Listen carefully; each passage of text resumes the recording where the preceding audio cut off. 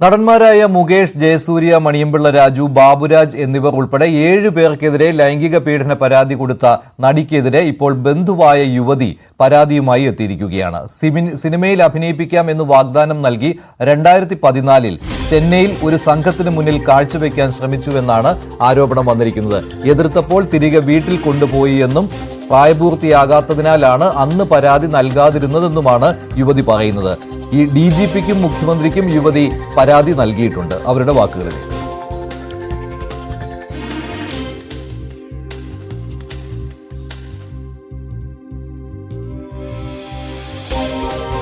അഭിനയ വാഗ്ദാനം നൽകി എന്നാണ്. അഭിനയ വാഗ്ദാനം നൽകി ചിലർക്ക് കാഴ്ചവെക്കുവാൻ ശ്രമിച്ചു എന്നാണ് ഇപ്പോൾ പരാതി വന്നിരിക്കുന്നത്. നേരത്തെ നടന്മാർക്കും മറ്റു 3 പേർക്കുമെതിരെ പരാതി നൽകിയ നടിക്കെതിരെയാണ് ഇപ്പോൾ ബന്ധു കൂടിയായ യുവതി പരാതിയുമായി എത്തിയിരിക്കുന്നത്. DGPക്കും പരാതി നൽകിയിട്ടുണ്ട്, മുഖ്യമന്ത്രിക്കും പരാതി നൽകിയിട്ടുണ്ട്. നവമി ദിനേശ് തയ്യാറാക്കിയ റിപ്പോർട്ടുകൾ.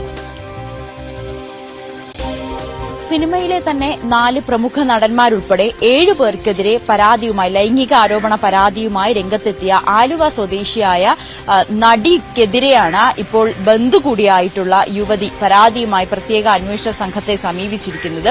വളരെ ഗുരുതരമായിട്ടുള്ള ആരോപണങ്ങളാണ് ഈ പരാതിയിൽ പറയുന്നത്. ഇതിൽ ഏറ്റവും പ്രധാനപ്പെട്ട കാര്യം, പ്രായപൂർത്തിയാകുന്നതിന് മുൻപ്, അതായത് 10ാം ക്ലാസ് കഴിഞ്ഞ സമയത്താണ് സിനിമയിൽ അഭിനയിക്കാൻ വാഗ്ദാനം നൽകിക്കൊണ്ട്, സിനിമയിൽ അഭിനയിപ്പിക്കാമെന്ന് വാഗ്ദാനം നൽകിക്കൊണ്ട് തന്നെയും തന്റെ മാതാവിനെയും ചെന്നൈയിലേക്ക് ഈ നടി വിളിപ്പിക്കുന്ന സാഹചര്യമുണ്ടായി. അവിടെ എത്തിയതിനു ശേഷം ഒരു ഹോട്ടലിലേക്ക് ഓഡീഷന് വേണ്ടിയിട്ട് കൊണ്ടുപോയി. പക്ഷേ അവിടെ എത്തിയപ്പോൾ തന്നെ തനിക്ക് മനസ്സിലായി അത് അവിടെ ഒരു ഓഡീഷൻ നടക്കുന്ന ഒരു സാഹചര്യമായി തനിക്ക് തോന്നിയില്ല.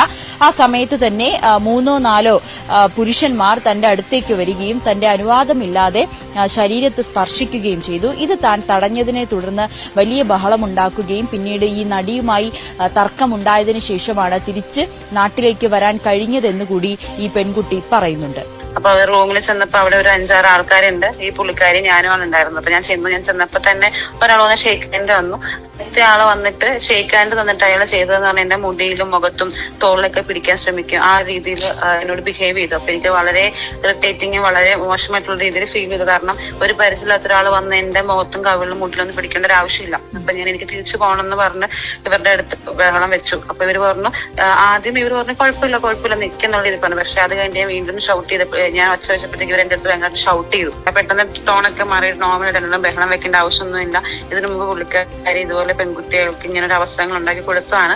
അതായത് എന്തോ നല്ല കാര്യമായിട്ട് അവർ പറയുന്നത്. അവർക്ക് സാമ്പത്തികമായിട്ട് അവർ ഭയങ്കര സ്റ്റേബിൾ ആയി. ഈ സംഭവം നടന്ന ഉടൻ തന്നെ താൻ തന്റെ മാതാവിനോടും സഹോദരനോടും വ്യക്തമാക്കിയിരുന്നു. പക്ഷേ പ്രായപൂർത്തിയായിരുന്നില്ല. തന്റെ ഒരു പ്രായവും ഒപ്പം ഭാവിയും അത് കുടുംബത്തിനും തനിക്കും വലിയ ആശങ്കയുണ്ടായിരുന്നു.